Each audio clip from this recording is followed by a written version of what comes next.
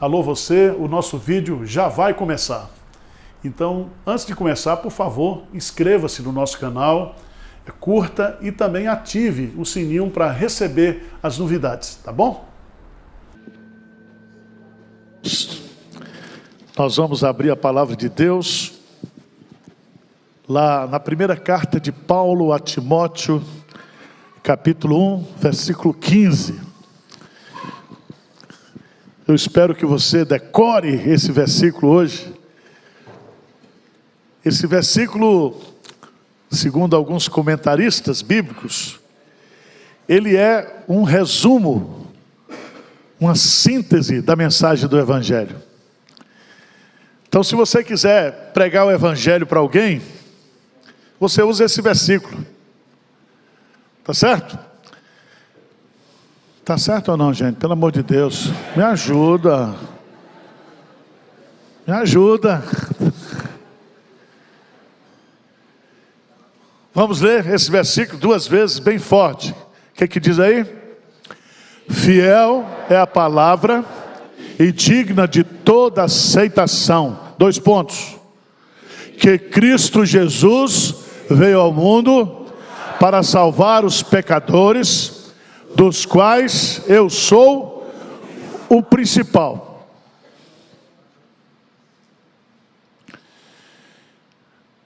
Eu queria chamar a sua preciosa atenção para a doutrina fundamental da Bíblia. E a doutrina fundamental da Bíblia é a doutrina da salvação.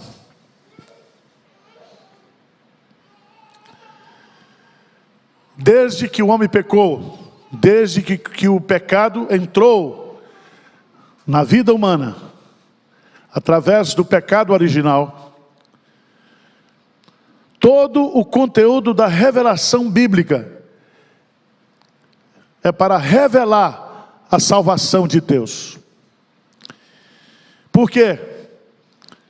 Porque a partir do pecado original, todos nós nos tornamos pecadores. E na condição de pecadores, todos nós precisamos da salvação de Deus. Salvação de quê, pastor? Salvação dos seus pecados, da sua natureza pecaminosa, porque você é um pecador. Você não é pecador porque você peca, você é pecador porque você é pecador. Você peca porque você é pecador. A sua natureza é pecaminosa. O bem que você não quer fazer, isso você faz. O seu coração é inclinado para pecar. E Jesus diz que é do coração do homem que procedem todos os seus pecados e todos os seus males. Mas Deus, na sua infinita graça, na sua infinita misericórdia, Ele providenciou a nossa salvação. A salvação dos nossos pecados, a salvação da morte e a salvação da morte eterna, da condenação eterna. Se você morrer na sua condição de pecador, como disse Jesus, vocês não podem morrer nos vossos pecados. Mas vamos lá. Esse versículo está dividido em 3 partes. A primeira parte é a ênfase que o Evangelho, ou o seu conteúdo, ele é verdadeiro e digno de toda aceitação. Vamos entender isso aqui. O texto diz fiel. Vamos repetir aí, o que diz o texto? Fiel.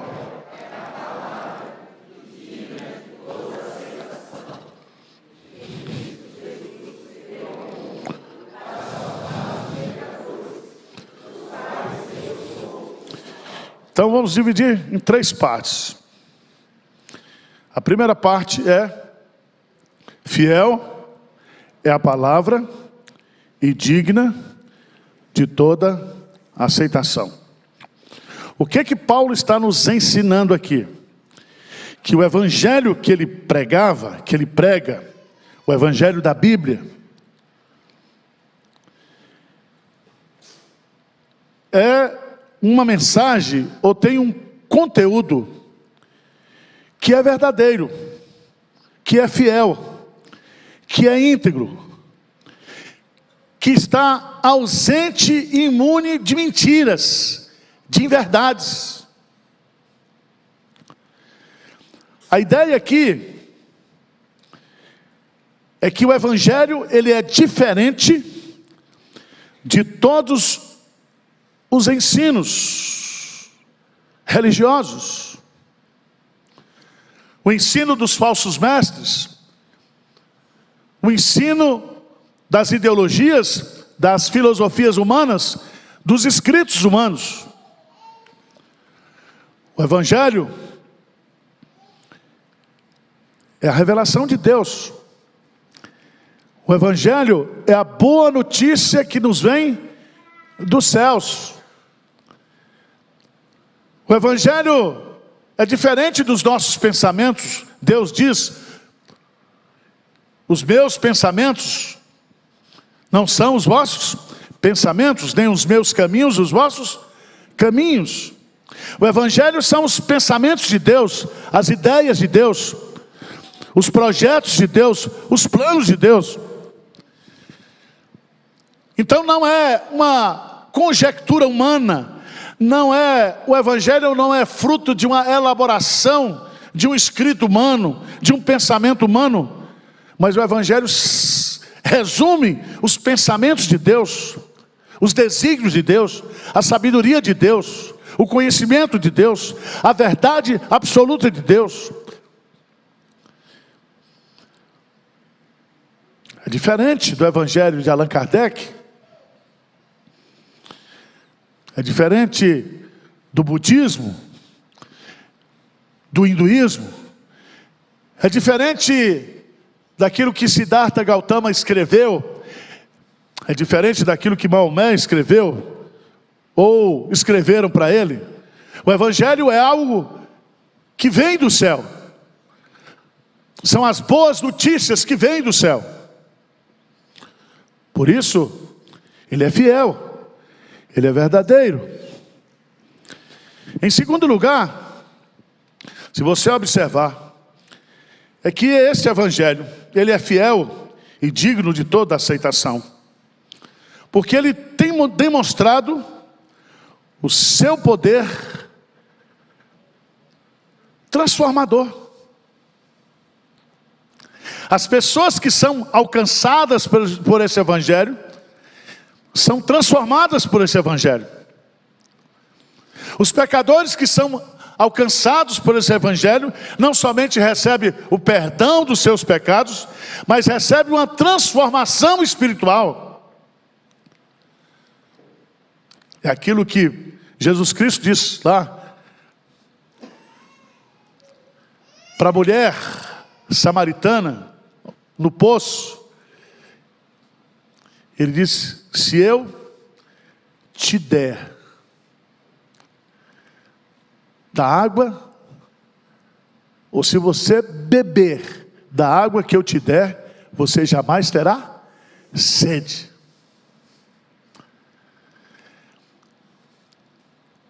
Se você comer do pão da vida que é Jesus, você jamais terá fome. Se você seguir Jesus e receber Jesus como a luz da sua vida, você jamais andará em trevas, mas você terá o que? A luz da vida.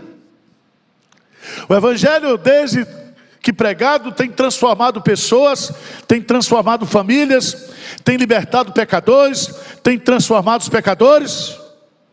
Ele é o evangelho transformador.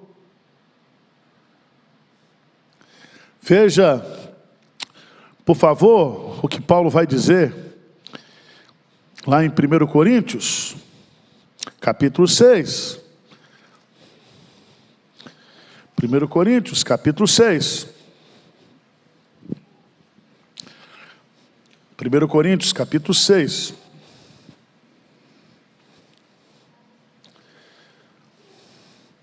A partir do versículo 9, diz assim: ou não sabeis que os injustos não herdarão o reino de Deus? Veja bem, não vos enganeis. O que é ser enganado? É dar ouvido àquilo que é mentira, aquilo que não é verdade. Não vos enganeis. Nem impuros, nem idólatras, nem adúlteros, nem efeminados, nem sodomitas, nem ladrões, nem avarentos, nem bêbados, nem maldizentes, nem roubadores herdarão o reino. Agora lê comigo bem forte o versículo 11. Versículo 11, o que é que diz aí? Tais fostes alguns, mas vós vos lavastes, mas fostes o quê? Santificados, mas fostes o quê? Justificados em o nome do Senhor Jesus Cristo e no Espírito do nosso Deus. Que coisa linda! Ele está dizendo, vocês que fazem parte da igreja agora, vocês não eram assim, vocês não prestavam mesmo. Tais fostes alguns de vós, mas não foram vocês que mudaram. Veja no texto: mas vós vos lavastes, mas fostes o quê? Santificados. Vocês receberam uma ação santificadora, perdoadora. Vocês foram lavados, purificados e transformados. Vocês eram pessoas naturais e foram transformadas. Deu para entender o que eu estou dizendo aqui? Quando você vai estudar a biografia dos homens de Deus que fazem parte da igreja, todos eles foram o quê? Pecadores. Foi o evangelho que nos transformou. E mesmo o evangelho nos transformando, nós continuamos pecadores, nós continuamos caindo em pecados, nós cometemos erros, porque nós não estamos livres da presença do pecado. Fiel é a palavra e digna de toda aceitação. O evangelho, ou o conteúdo do evangelho é verdadeiro e digno de toda aceitação. Em outras palavras, ele é totalmente o quê? Confiável. Confiável. Vocês sabem que nós vivemos num mundo de desconfiança. Então, se você tem um carro, e eu vou vender o carro aqui para o Hélio, ou eu tenho um carro, vou vender o carro para o Hélio, eu tenho um documento chamado DUT, documento, né, de transferência, e eu vou com ele lá no cartório, e chegando ali no cartório, nós preenchemos aquele documento, mas não basta isso, o documento precisa ser reconhecido, firma, o tabelião tem que dizer, dou fé, essa assinatura é verdadeira. Mas não basta isso, agora tem um livro, para você assinar, todos os dados ali, porque às vezes eu dou o DUT assinado por ele, mas eles não transferem, e as multas continuam chegando lá em casa, não é assim ou não é? Irmãos, nós damos ouvidos para tantas mentiras. Você ouve o noticiário da guerra da Ucrânia, não sei se você observou isso, com a Rússia. Um dia um está ganhando, outro dia está perdendo, um dia está ganhando, outro dia está perdendo. Eu não sei mais quem é que está ganhando, quem está perdendo. Porque são notícias que vão vindo e que você não sabe se aquelas notícias são o quê? Verdadeiras. Mas Paulo está dizendo aqui, gente, o evangelho é verdadeiro, e o evangelho é digno de toda aceitação. O que significa essa palavra digna de toda aceitação? Aqui há 3 ideias básicas. Primeiro, é que ele tem que ser aceito na sua totalidade. Não é aceitar apenas uma parte do Evangelho. Não é aceitar aquela parte do Evangelho que eu gosto. Vocês estão entendendo ou não? Se você seleciona aquilo que você gosta do Evangelho ou na palavra de Deus, é porque você não é crente. Você é um impostor. O Evangelho tem que ser aceito na sua o quê? Totalidade. De Gênesis a Apocalipse.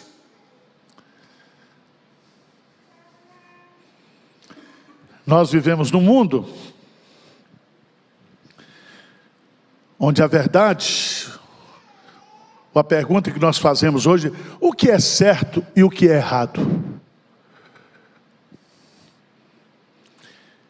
O que é certo e o que é errado?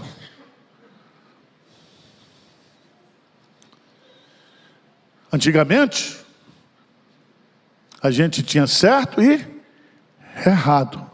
A gente tinha o sal e tinha açúcar. Porque a essência da verdade estava na natureza do elemento. Mas disseram, não, a verdade agora ela é relativa. O que significa isso? O que é verdade para você, pode não ser verdade o que para mim. E aí o cara diz assim, ninguém é dono o que da verdade. Sabe o que está gerando? Aquilo que se chama de relativismo o quê? Moral. Juízes diz que em Israel não havia rei.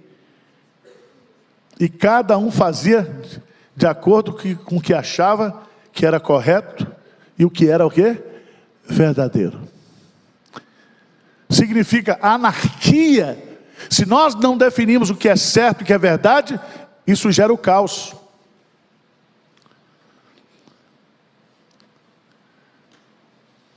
Fiel é o Evangelho, fiel é a palavra de Deus e digna de toda aceitação. Outra coisa interessante é que ele tem que ser aceito de uma forma universal, porque o Evangelho ele é pregado a todas as nações. Ide por todo mundo e pregai o Evangelho a toda criatura. Significa que o Evangelho é verdade para mim, é verdade para o chinês, é verdade para o holandês, é verdade para o africano. Não existe um Evangelho relativo. A verdade do Evangelho é verdade aqui, ali e acolá. Não é uma verdade cultural, adaptável à minha cultura. Vocês estão entendendo isso? Porque tem pessoas que dizem assim, não, nós somos educados. Tem uns que dizem assim, pastor, eu sou adulto. Adulto? Tem gente que diz, não, aquilo que lá na Dinamarca, culturalmente não é pecado, revela que eles são mais civilizados do que nós. É isso? Não, o Evangelho não diz isso. O que é pecado aqui, é pecado ali, e é pecado o quê? Acolá. O Evangelho é a verdade absoluta e eterna de Deus. Passarão os céus e a terra, mas a verdade de Deus permanece para sempre. O Evangelho, ele é digno de toda aceitação. Ele deve ser aceito na sua totalidade, no seu conteúdo. Ele tem que ser aceito universalmente. Certo? Ele é o Evangelho que é pregado a todas as nações, a todos os povos. Todos precisam ouvir o Evangelho.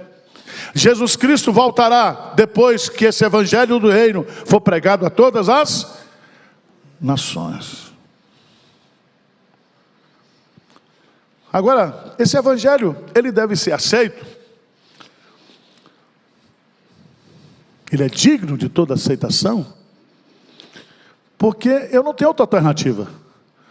Ou eu aceito o evangelho, ou eu não aceito o evangelho.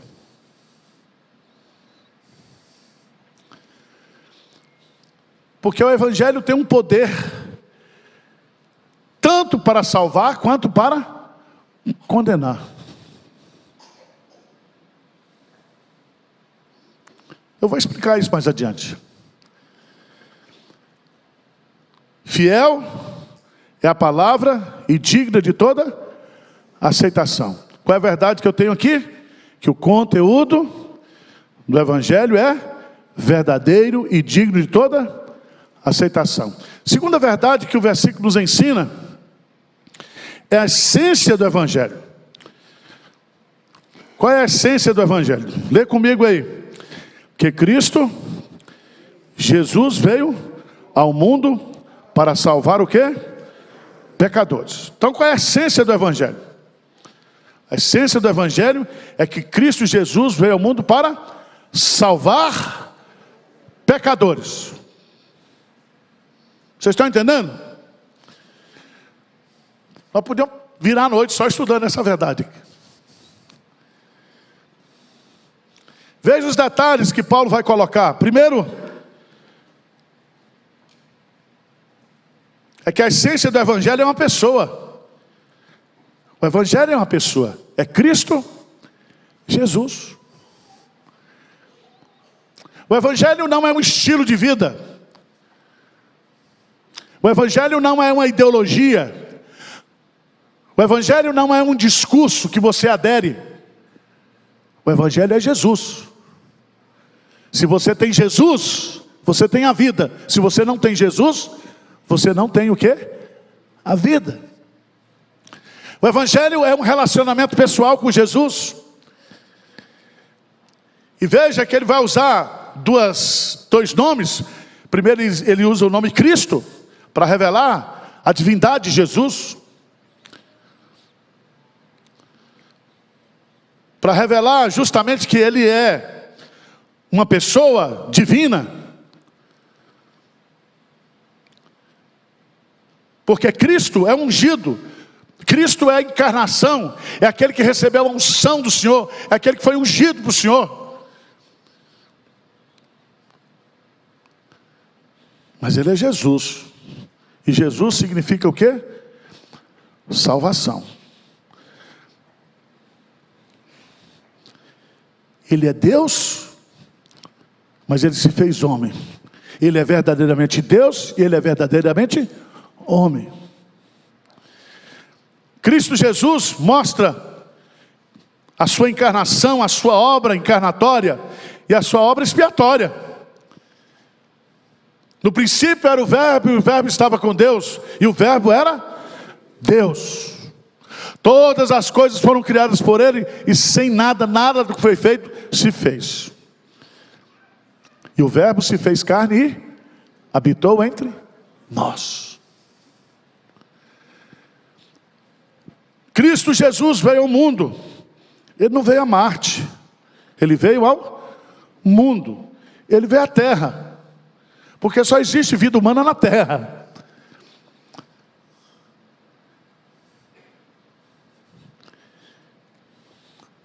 Ele é o evangelho para um público-alvo. Para quem? Para salvar o quê? Pecadores. Abra a sua Bíblia, por favor, lá em Mateus capítulo 10. Mateus capítulo 10. Rapidamente. Mateus capítulo 10.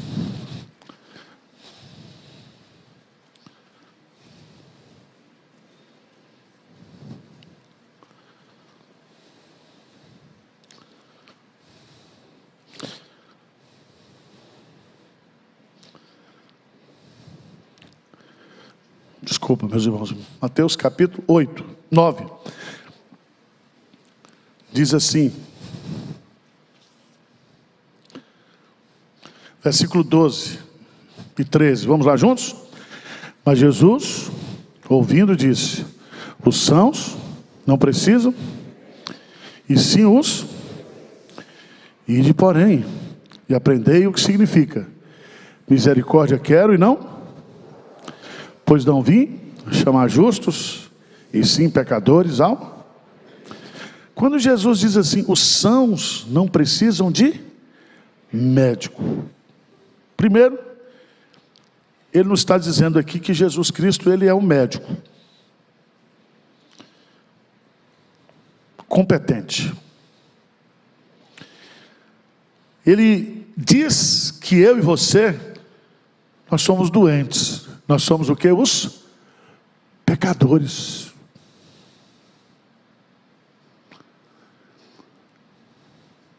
Mas ele diz também aqui, claramente, que eu e você, nós somos pacientes dele. Nós precisamos da sua cura.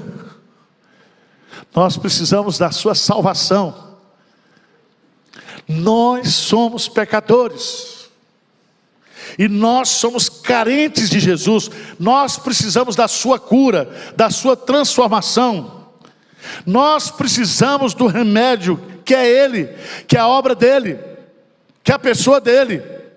Ele não é somente o médico, mas Ele é o remédio, o castigo que nos traz a paz estava sobre Ele. Pelas suas pisaduras fomos o quê? Sarados. O pecado é uma doença que somente Jesus, o médico, que é o remédio também, pode nos curar. Mas em quarto lugar, Cristo, Jesus veio ao mundo. É o evangelho da pessoa, Cristo Jesus, é o evangelho de uma obra, encarnação, expiação, é o evangelho para pecadores, é o evangelho para salvação. Para salvação. Charles Spurgeon diz o seguinte, que ele veio para nos salvar. Não salvar metade de nós, um pedaço. Ele não veio para salvar a sua cabeça e mandar o resto para o inferno. Ele veio para salvar você completamente. Ele não veio para tornar você salvável. Não é isso? Ele não veio para ajudar você, ou nos ajudar a nos salvar a nós mesmos.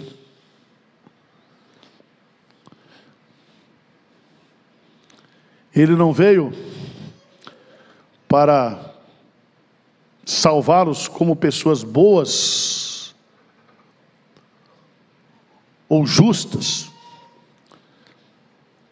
mas Ele veio para salvar pecadores, completamente pecadores, e nos salvar de forma eficaz, de forma eficiente, de tal maneira que a sua salvação é completa, é total, é perfeita, é eterna.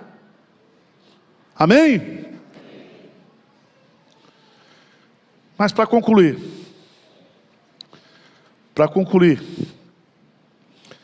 nós temos aqui 3 partes. O conteúdo do Evangelho é verdadeiro e digno de toda aceitação. A essência do Evangelho, que Jesus Cristo veio ao mundo para salvar os pecadores. Terceiro lugar, aceitação do Evangelho. Todo mundo ouve o Evangelho, todo mundo às vezes estuda o Evangelho, todo mundo é especialista do Evangelho, todo mundo ouve sermão, todo mundo lê a Bíblia, mas se você não se apropriar, você não será salvo. Sabe por quê?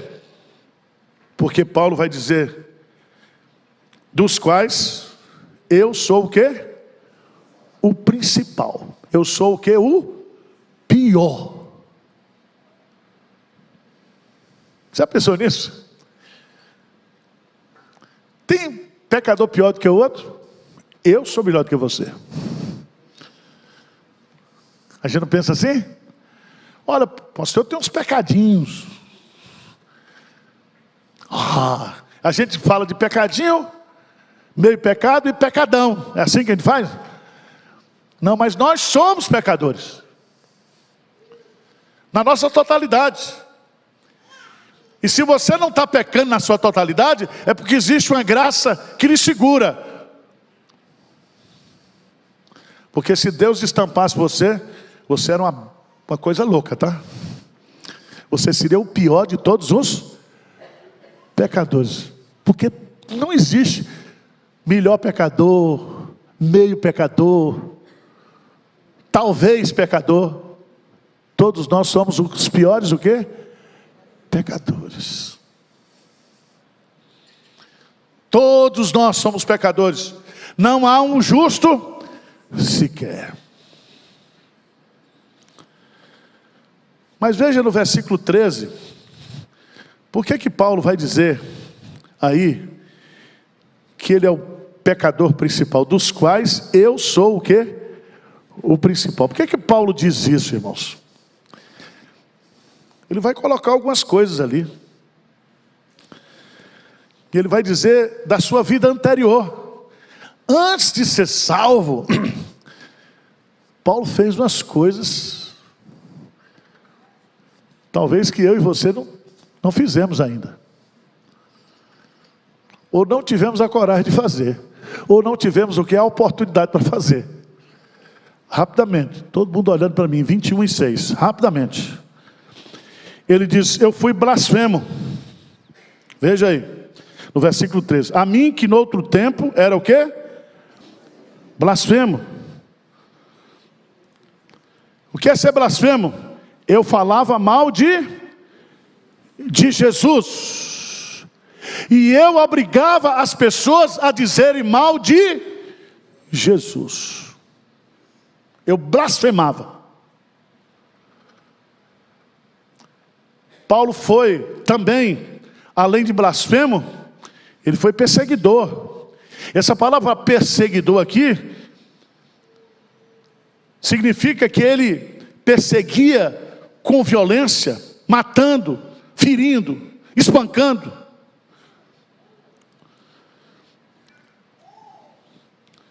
Paulo foi o maior perseguidor dos cristãos no Novo Testamento.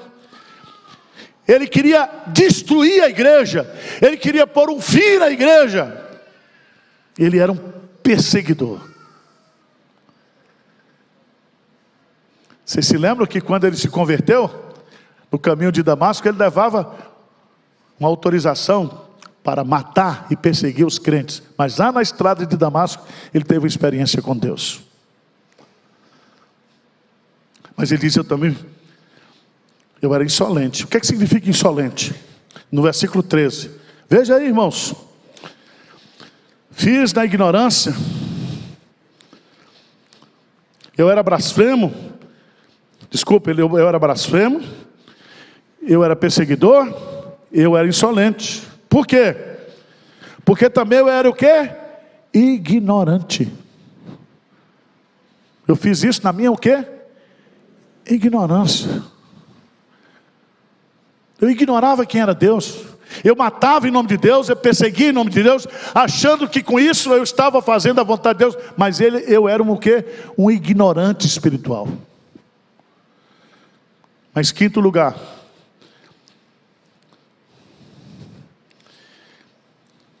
Ele vai dizer também aí, que ele era o quê?